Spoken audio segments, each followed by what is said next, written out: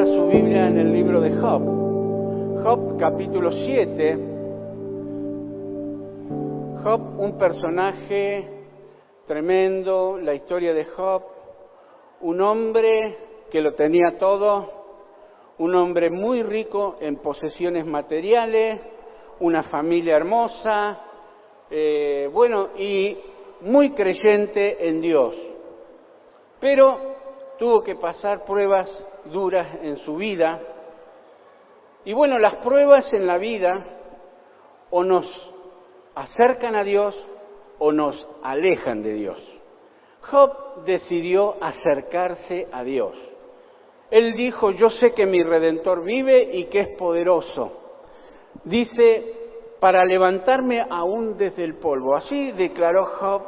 Y dice: Dios me dio, Dios me lo quitó, sea el nombre del Señor bendito. Y dice: con todo eso Job no atribuyó a Dios despropósito alguno. ¿Qué propósito tendrá esta prueba en mi vida, esta situación, esta vivencia? Eso declaró Job. Otros pueden decir: bueno, si Dios existe, ¿por qué me pasa esto? No, Dios no existe, Dios no me tiene en cuenta, Dios no me ama, Dios no me quiere, y se aleja más de Dios. Ojalá que nosotros, en medio de las pruebas, de los problemas, de las dificultades, nos acerquemos a Dios, porque tenemos la posibilidad de salir, porque dice la Biblia que el postrer estado de Job fue mayor que el primero, en bendición, en paz, en gozo. Y este Job, en el capítulo 7, usted puede leerlo todo el capítulo luego, en casa, con tiempo, llegó a decir, reflexionando, preguntando en el verso 17, ¿qué es el hombre para que lo engrandezcas y para que pongas sobre él tu corazón? Él hablando con Dios, ¿no? Y lo visites todas las mañanas y todos los momentos lo pruebes. ¡Wow! Como les dije, Job tenía muchas riquezas, una familia, todo, pero fue perdiendo todo. Fue perdiendo las riquezas, fue perdiendo la familia y hasta fue perdiendo la salud. Y en el versículo 5 él llegó a decir, porque dice que tuvo una sarna maligna en su cuerpo que se rascaba con pedazos de ladrillos, ¿no? Así dice la Escritura.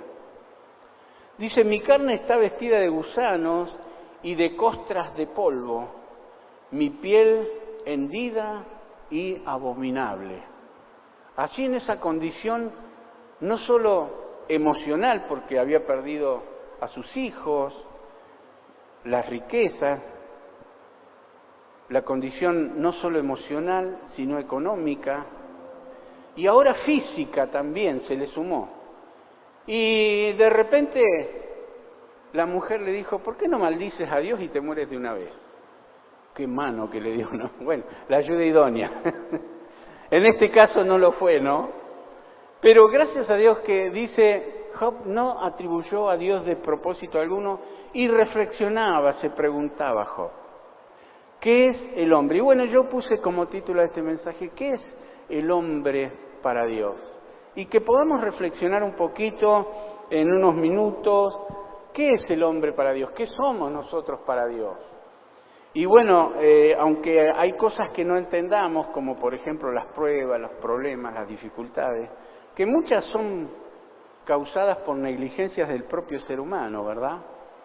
Por ejemplo, la guerra, que hoy oramos por eso. ¿No? Hay uno que se le puso que tengo que conquistar, que tengo intereses personales o como nación, sociopolíticos, económicos, los que sea. Podemos buscarle, hay 1000 versiones, ¿no es cierto? Uno pone las noticias y te dicen 1000 cosas de los por qué están invadiendo ahora, ¿no es cierto?, a los ucranianos. Pero nos puede surgir la pregunta: ¿es por negligencia? ¿Es por mi culpa? ¿O es simplemente, como acá Job dice, qué es el hombre para que lo visites todos los días y lo pruebes? Yo quiero un poquito, antes de hablar de las pruebas, pensar en qué es el hombre. El hombre es la imagen de Dios. La Biblia dice que cuando Dios creó al hombre, dice Dios, hagamos al hombre a nuestra imagen, Génesis, capítulo 1, verso 26, hagamos al hombre a nuestra imagen y a nuestra semejanza. Y creó Dios al hombre a su imagen y semejanza, dice la Escritura, ¿no? Pero no está hablando de la imagen física, porque Dios es espíritu, no tiene cuerpo, pero sí a la imagen espiritual, a que el hombre sea un ser espiritual. Y nos ha hecho seres adoradores. Es más, uno de los significados de la palabra hombre es el que mira hacia arriba, el que está dependiendo de Dios. Entonces, pensando en que Dios nos ha hecho a su imagen y como corona de la creación, porque creó todas las cosas y en el sexto día creó al hombre a su imagen y semejanza, dice que esa creación expresa a Él que para Él somos su especial tesoro, somos, como dije, la corona de la creación, la niña de su ojo y el estímulo de su amor. ¿Por qué somos el estímulo de su amor? Dice Juan 3:16, porque de tal manera amó Dios al mundo que ha dado a su Hijo unigénito para que todo aquel que en Él crea no se pierda, mas tenga vida eterna. Somos el estímulo de su amor. Dios es amor y el que permanece en amor permanece en Dios y Dios en Él. Y Dios nos ama. Lo que sucede es que nosotros hemos sido puestos en este mundo y Dios puso este mundo en manos del ser humano y el ser humano lo maneja mal. Cuando lo creó Adán lo puso en el huerto y le dijo, bueno, hace esto, hace aquello, lo dejo en tu mano, sos administrador de lo que yo he creado. Y bueno, por eso hay tantos pobres en Argentina, por las diferencias que hay en la distribución de la riqueza, el egoísmo, la avaricia, bueno, todo lo malo que existe, ¿no? Pero Dios dice que un día va a terminar con el pecado definitivamente y para siempre. Mientras tanto tenemos que seguir en la lucha. Y el que baja los brazos y se entrega, los problemas, las dificultades, la vida, las situaciones lo destruyen. Pero el que sigue adelante, el que lucha, el que pelea, el que cree, el que tiene fe y confianza, sale adelante. Es Dios mismo entonces identificándose con nosotros a través de su Hijo Jesucristo. Estaba todo perdido, Adán falló, le falló a Dios, pero Dios mandó al segundo Adán, así dice Romanos, el segundo Adán, Cristo, y Cristo tomó nuestro lugar y nos restauró, nos dio su vida por cada uno de nosotros. Entonces, que Dios nos ayude para que nosotros entendamos el plan y el propósito de Dios y que la vida espiritual se desarrolla y hay que edificarnos espiritualmente. Si no nacieres de nuevo no puedes ver el reino de Dios, le dijo Jesús a Nicodemo. Y Nicodemo le dijo, ¿cómo un hombre puede nacer siendo viejo? ¿Puede meterse de nuevo en el vientre de su madre y nacer? No, le dijo Jesús, el que no naciere del Espíritu no puede ver el reino de Dios. Por eso Dios nos hizo trino, cuerpo, alma, que es tu personalidad, tu voluntad, tu intelecto, tus emociones, esa es tu alma, y espíritu. Espíritu de vida puso en nosotros y dice que el espíritu se comunica con Dios y que el alma y el espíritu están muy estrechamente entrelazados y tiene comunión con Dios. Y aún el cuerpo, porque al expresar adoración estamos usando el cuerpo también. Bueno, todo esto es bastante complejo y más para desarrollarlo, pero a grandes rasgos se lo digo. Pero si nosotros nos proponemos en nuestro corazón buscar a Dios, buscar la solución, el Señor tiene misericordia y quiere y puede ayudarnos. Así que no bajes los brazos, seguí confiando en Dios y entendiendo de que el Señor quiere bendecirnos, ayudarnos y sacarnos adelante. Mahatma Gandhi, un hombre que se propuso cosas en su vida y las logró, llegó a decir esto: si tengo fe en que soy capaz de hacerlo, adquiriré seguramente la capacidad de realizarlo aun si no la poseía al comenzar. Así Nelson Mandela y cuántos podríamos mencionar se propusieron metas en su vida y lograron cosas en todas las áreas y roles de la vida. Entonces, que el Señor nos ayude para que nosotros nos propongamos conocer más a Dios, acercarnos más a Dios, perfeccionar nuestra relación con Dios. El sentir del corazón de Dios es, entonces, que lo creó a su imagen y semejanza para ser representantes de Dios aquí en la tierra, investirlo de autoridad, así lo hizo con Adán, y de dominio como monarca del mundo, ¿no? Hoy se sigue practicando esto, cada nación tiene su democracia, su autonomía, su independencia, su gobierno, elegidos por el pueblo, etcétera. En el caso personal, ¿por qué se nos dice, ¿cómo le va? A mí me dicen, señor David, ¿cómo le va? Bien, mucho gusto. Señor, la palabra Señor significa dueño absoluto. Vos, y cuando hablamos de hombre, hablamos de mujer también. Vos, querida hermana, hermano, sos dueño de tu vida, porque podés hacer lo que querés. Pero no todo lo que querés te conviene hacer.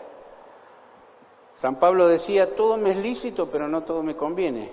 Todo me es lícito, mas yo no me dejaré dominar por ninguna situación, porque hay que evaluar esto que voy a hacer, esto que voy a decir. ¿Realmente me ayuda? ¿Me edifica? ¿Bendice al otro? ¿Me bendice a mí? Bueno, que el Señor nos ayude para poder ser sabios en todas las cosas que decimos, que hacemos, que pensamos. Él dice que nos puso como embajadores. ¿Qué es un embajador? Alguien que representa a otra nación, a otro gobierno. En el caso nuestro, somos representantes de Dios, nada más ni nada menos. Así que decirle al que está a tu lado, mucho gusto. ¿Estás sentado al lado de un embajador o de una embajadora? No estoy exagerando, así dice la Biblia, que somos embajadores en nombre de Cristo, como si Dios rogase por nosotros, os rogamos en nombre de Cristo, reconciliados con Dios, dice. Embajadores, representantes de Dios aquí en la tierra. En el capítulo 7 de Éxodo, cuando Moisés tenía que ir a Egipto, Moisés le temblaba la pera, ¿no? Cuando Dios le dijo, ahora Moisés te vas a Egipto, todos, la mayoría conocemos la historia de Moisés, no quiero tomar tiempo en eso porque la hora ha avanzado, pero vas a ir a Egipto, vas a sacar mi pueblo. ¿Y cómo voy a ir? ¿En qué nombre? ¿En qué autoridad? Dice, el yo soy te ha enviado, decirle a Faraón. Y le dice en el versículo, Éxodo capítulo 7, versículo 1, le dice, Jehová dijo a Moisés, mira, yo te he constituido Dios. Dios, Jehová Dios le dice a Moisés, yo te he constituido a vos, Moisés, Dios, para Faraón. Te he constituido Dios para Faraón y tu hermano Aarón será tu profeta. Representante de Dios ante Faraón. Quiero leerle dos pasajes más para rectificar lo que estoy diciendo. En el Salmo 82, versículo 6, dice el salmista, yo dije vosotros, ahí menciona el salmista que Dios dijo, yo dije vosotros sois dioses y todos vosotros hijos del Altísimo. Dice a todos los que le recibieron, a los que creen en su nombre, les da potestad de ser hechos hijos de Dios. Eso dice San Juan capítulo 1. Y acá está diciendo, vosotros sois dioses y todos vosotros hijos del Altísimo. Y les doy un versículo más, San Juan capítulo 10, versículo 34. Jesús mismo, hablando a aquellos que lo criticaban porque se llamaba Hijo de Dios. San Juan capítulo 10, verso 34, Jesús les respondió, ¿no está escrito en vuestra ley, yo dije, dioses sois? Si llamó dioses a aquellos a quienes vino la palabra de Dios, y la Escritura no puede ser quebrantada, al cual el Padre santificó, Jesús estaba hablando de sí mismo, y envió al mundo, vosotros decís, tú blasfemas porque dije, Hijo de Dios soy. Qué tremendo, ¿no? Le hice un pantallazo rápido así, general, desde Éxodo hasta el Nuevo Testamento, cómo reitera la autoridad, el poder, la condición en la que el ser humano se encuentra. Como hijo de Dios tenés autoridad y tenés poder. Ahora, para poder tener esa autoridad, Moisés era una persona consagrada, una persona que se apartaba del mal para Dios, una persona que no solo creía en Dios, sino que le creía a Dios. Porque hay diferencia entre creer en Dios y creerle a Dios.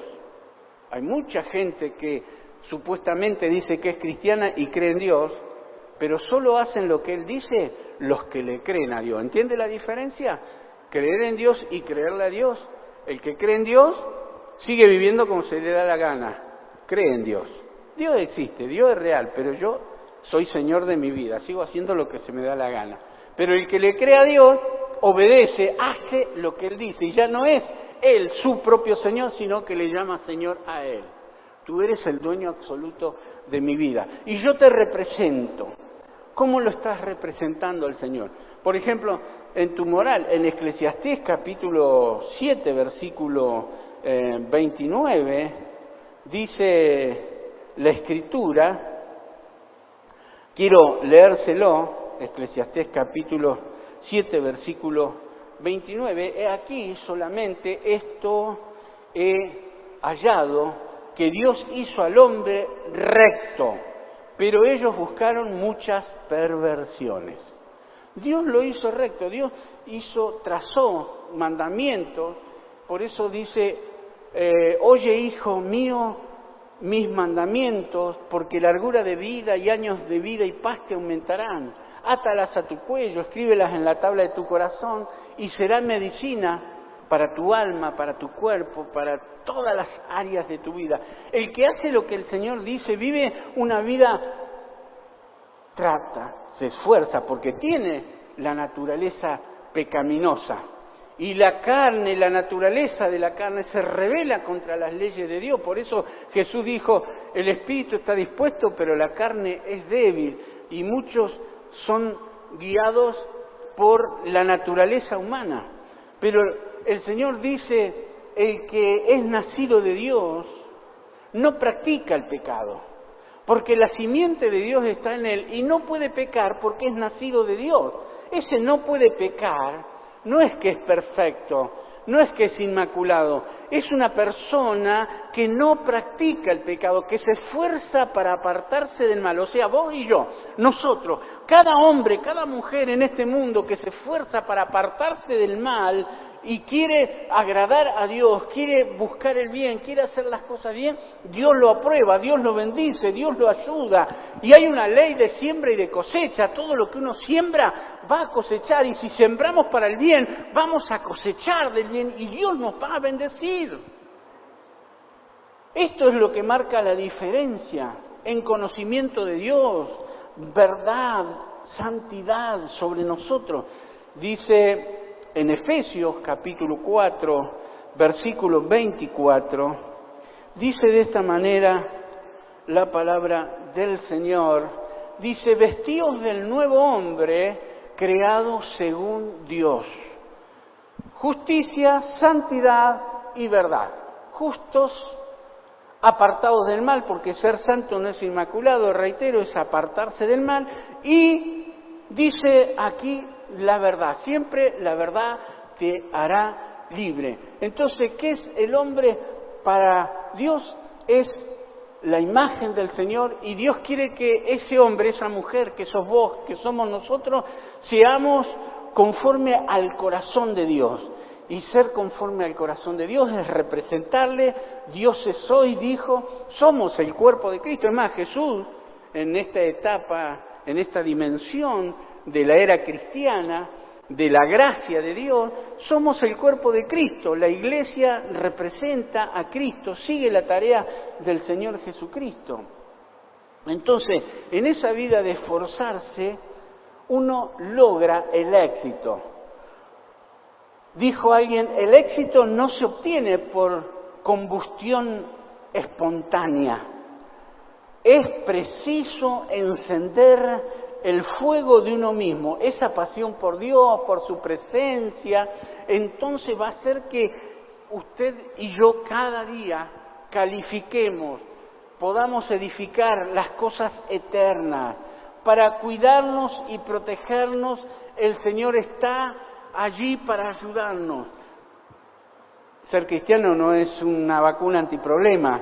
Jesús dijo, en el mundo tendrán aflicción, pero confíen, yo he vencido al mundo. Así que nosotros, si nos ponemos a disposición del Señor y en las manos del Señor, el Señor nos va a ayudar, porque nosotros somos más que vencedores por medio de aquel que nos ama, que es nuestro Señor Jesucristo. Nos va a ayudar, nos va a dar la sabiduría, nos va a dar la fortaleza, nos va a bendecir el Señor.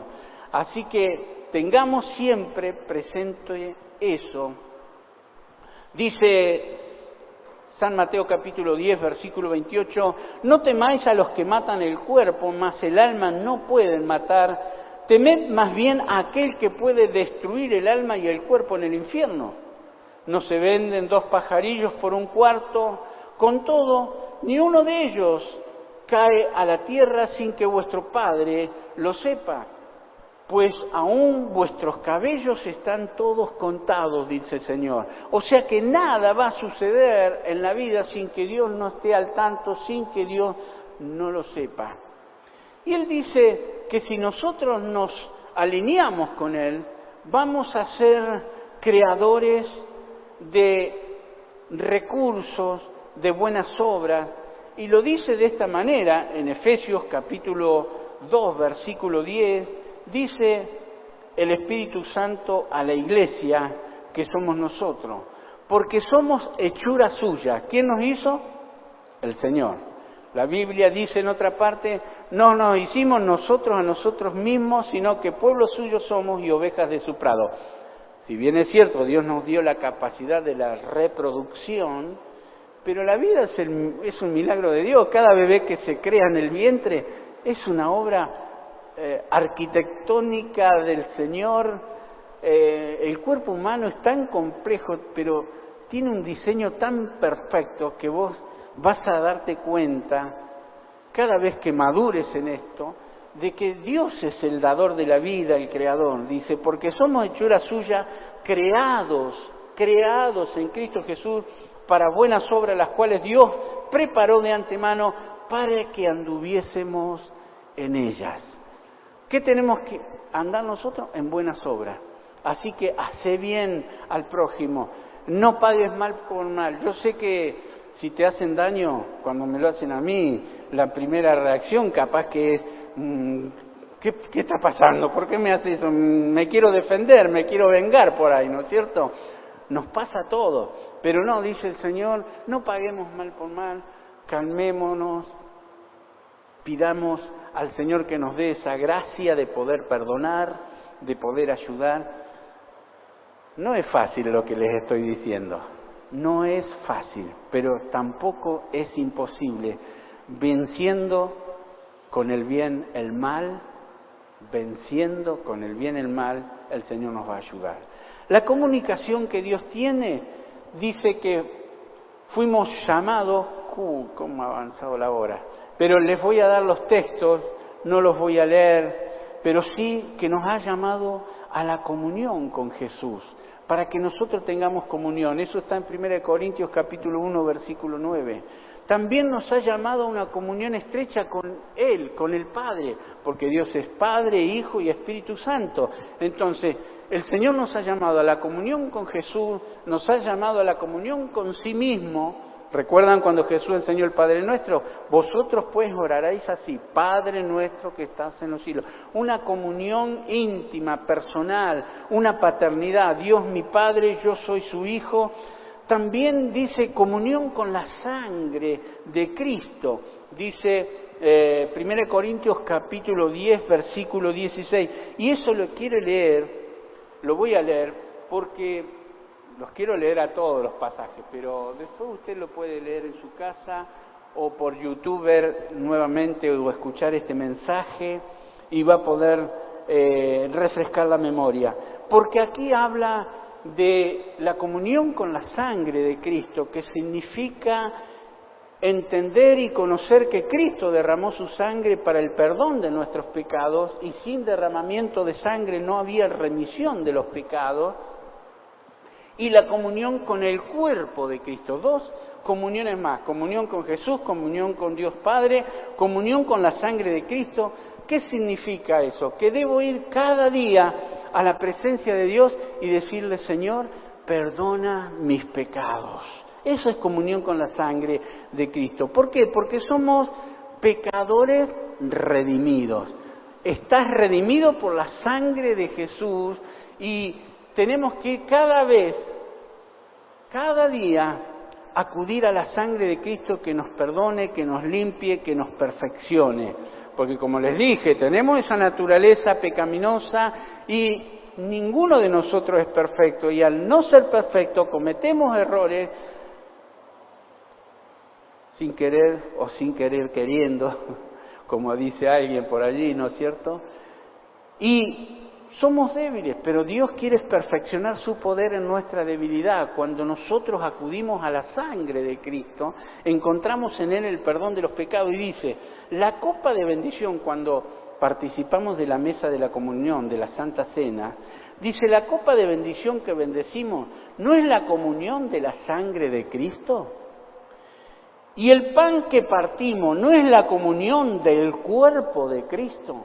Para que haya comunión, para que haya unidad, para que nos fortalezcamos y ayudemos mutuamente. Dice que los miembros del cuerpo se ayudan mutuamente y reciben su crecimiento. Hay una interdependencia. Yo te necesito, vos me necesitás. Hay una dependencia del cuerpo de Cristo el uno con el otro. Y por último les digo, comunión con el Espíritu Santo. Segunda de Corintios, capítulo 13, versículo 14, hemos sido llamados a la comunión con el Espíritu Santo. Y esto es importante porque el Espíritu Santo, Dios Padre, Dios Hijo y Espíritu Santo, son omnipresentes. Vos podés ir manejando el auto, podés ir caminando en la calle, podés estar recostado descansando, podés estar en el trabajo, podés estar haciendo 1000 actividades y podés invocar el nombre del Señor donde te encuentres, donde sea la necesidad que tenga, y tener comunión con el Espíritu Santo, y viene la fortaleza, viene esa fuerza interior que te ayuda a seguir adelante, a encontrar la sabiduría para poder salir de la situación en la que te encuentres. Si necesitas solucionar un problema, una fortaleza interior, lo que sea en el momento, dice que el Señor, si invocamos su nombre, seremos salvos de esa situación, salvos de la depresión, de la angustia, del fracaso, de la destrucción, porque Él lo hizo posible en la cruz del Calvario, y Él quiere que cada uno de nosotros vivamos cada día en comunión y cerca de Él, a su imagen y semejanza. ¿Cuántos lo creen? Si lo crees, realmente vas a poder experimentarlo. Y por último, rápidamente, quiero mencionar que las pruebas no faltan. La vida interior es probada, a veces nuestros sentimientos, nuestros estados de ánimo. Muchos estados de ánimo dependen de cómo nos van las cosas, ¿no? De las circunstancias de la vida. Si las cosas nos salen bien, estamos contentos, alegres, queremos hacer cosas, somos felices, estamos sonriendo. Si las cosas no nos van tan bien, estamos tristes, deprimidos, amargados, no sabemos qué hacer, nos angustiamos. Pero quiero decirle que en cualquier situación, como recién mencionado, si invocamos el nombre del Señor y tenemos comunión con Dios el Padre, el Hijo, el Espíritu Santo, pedimos su ayuda, su fortaleza, la bendición viene. Hay un proceso podríamos llamarlo de refinación y pulido. ¿Por qué? Porque la Escritura dice en Malaquías, lo voy a leer, en Malaquías capítulo 3, versículo 3, lo he sacado de la misma Escritura, esa expresión, ¿no? Que a veces las pruebas y las dificultades nos ayudan a perfeccionarnos. Dice, y se sentará para afinar y limpiar la plata, porque limpiará a los hijos. Dice, y los afinará como a oro y como a plata, y traerá a Jehová ofrenda de justicia. ¿Vieron que cuando alguien dijo, somos hijos del rigor, no se equivocó mucho?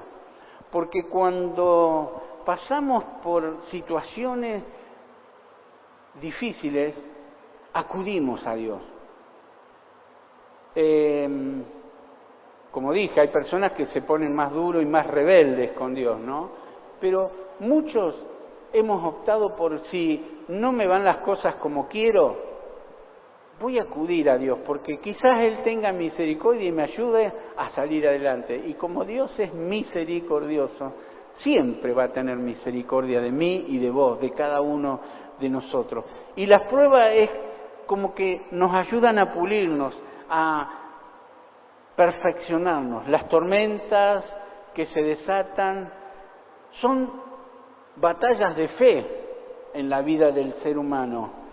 Dice en Primera de Pedro, en el capítulo 1, dice de esta manera las Escrituras, y ya estoy terminando para que oremos y nos vayamos con esta palabra a nuestros corazones y el Señor nos ayude.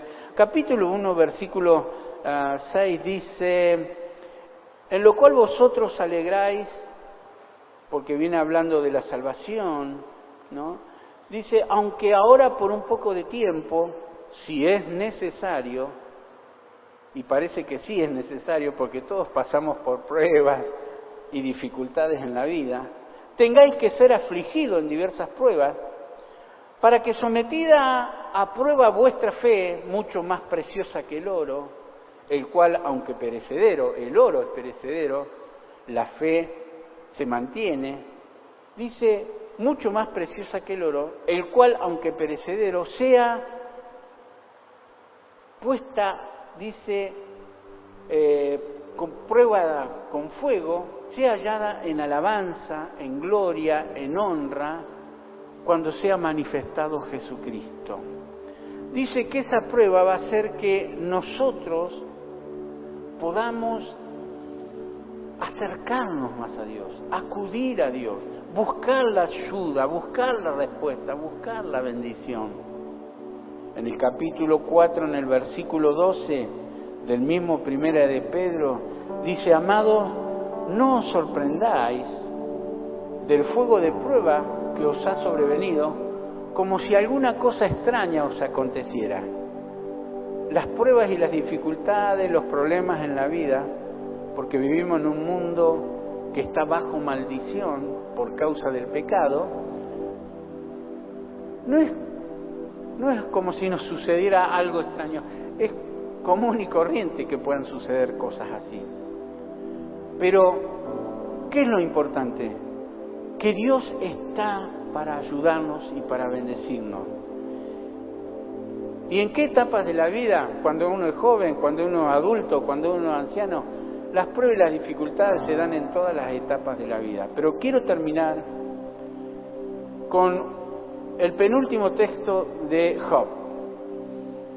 Job, después que, como les comenté al principio, fue probado y pasó 1000 problemas y dificultades, lo importante es que terminó bien. Empezó bien y terminó bien, porque eso es importante, ¿no? Empezar bien, seguir bien y terminar bien. Y aunque en el medio a lo mejor pasen cosas, pero llegar bien. Después de esto, dice Dios, después de esto, de esta prueba que Job vivió, estoy en Job 42, versículo 16. Después de esto, vivió Job 140 años.